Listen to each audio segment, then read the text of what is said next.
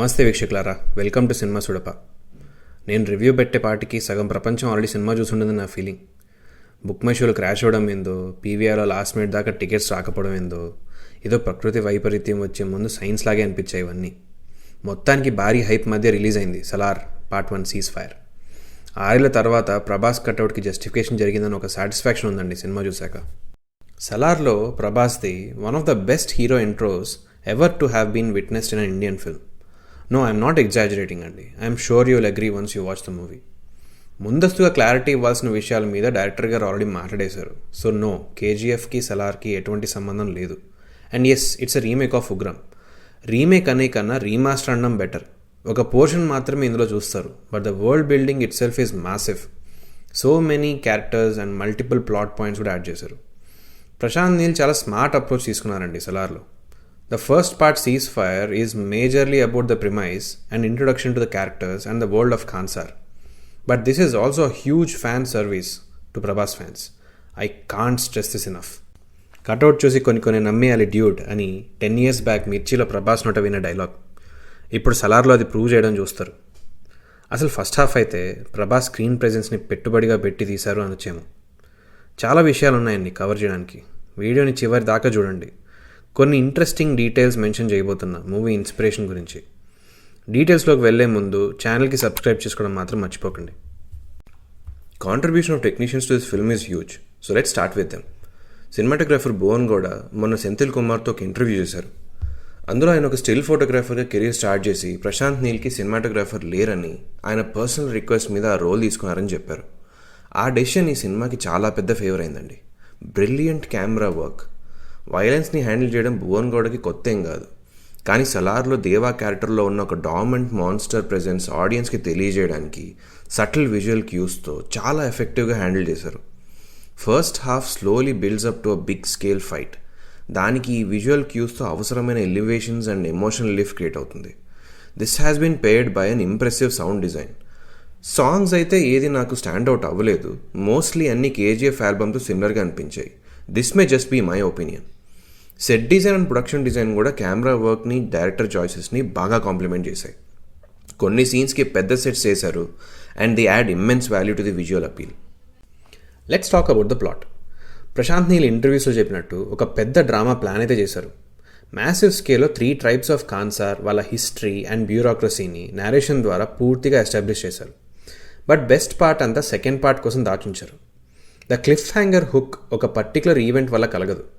You will walk away from the theatre with so many questions. Prashant Neel managed really well to hook the audience to the world of Kansar by the end of the movie.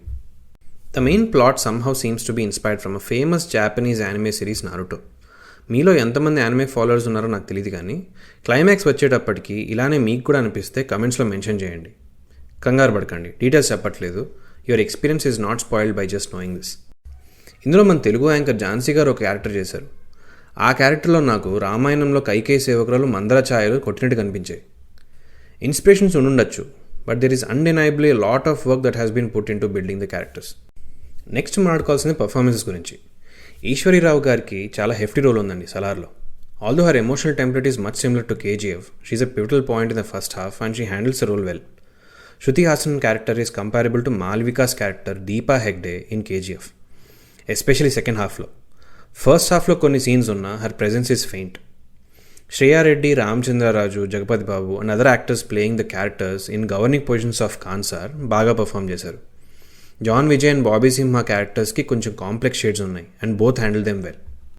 Prabhas and పృథ్వీరాజ్ల మధ్య camaraderie, subtle word play, conversations బాగుంటాయి. పృథ్వీరాజ్ని ఇలాంటి పెద్ద రోల్లో ఇన్ని years తర్వాత చూడడం బాగుంది. వరద లాంటి క్యారెక్టర్కి ప్రాపర్ జస్టిస్ చేశారు ఆయన. ఇక సాటిస్ఫై చేయని విషయాల గురించి మాట్లాడాలి. ప్రశాంత్ నీల్ సినిమాల్లో పేస్ జనరల్గానే స్లోగా ఉంటుంది, కానీ సలార్లో కొన్ని సీన్స్ పర్టికులర్గా ఆడియన్స్ పేషెన్స్ని టెస్ట్ చేస్తాయి. అండ్ ఎందుకో కాన్సార్ మెయిన్ సిటీ బర్డ్స్ ఐ వ్యూని యూరోపియన్ స్టైల్లో చూపించే ప్రయత్నం చేశారు. మొత్తం సినిమాలో ఏదైనా కొంచెం ఇనార్గానిక్గా అనిపించింది అంటే అది ఇదే. అది కూడా మేబీ అపీల్ సెట్స్తో మ్యాచ్ అవ్వకపోవడం వల్ల కావచ్చు. తర్వాత స్టోరీ ప్రోగ్రెషన్ గురించి మాట్లాడుకోవాలి. బాహుబలి ఫస్ట్ పార్ట్లో స్టోరీ ప్రోగ్రెషన్ సిగ్నిఫికెంట్గా ఉంటుంది. బెస్ట్ బిట్స్ని దాచిన ఎండింగ్కి సగం కథ విన్న ఫీలింగ్ ఉంటుంది. సలార్లో ప్రశాంత్ నీల్ అప్రోచ్ చాలా డిఫరెంట్గా ఉందండి. రోలర్ కోస్టర్లో పైకి తీసుకెళ్ళి సెకండ్ పార్ట్లో కిందకి వదిలే ప్రయత్నం చేస్తున్న ఫీలింగ్ ఉంది. This isn't a bad decision. కాకపోతే ఇది ఒక డ్రామా ఫస్ట్ అప్రోచ్తో తెరకెక్కిన మూవీ అని ఇంటర్వ్యూస్లో చెప్పడం వల్ల I was expecting a little more. This strategy is bound to bring more audience to the theatre for the second part. But Salaar ceasefire will leave you wanting for more at the end. So ఓవరాల్గా if you don't mind violence, go watch it before Salaar leaves the theatres. It's massive, explosive, beautifully shot. Definitely a theatre experience.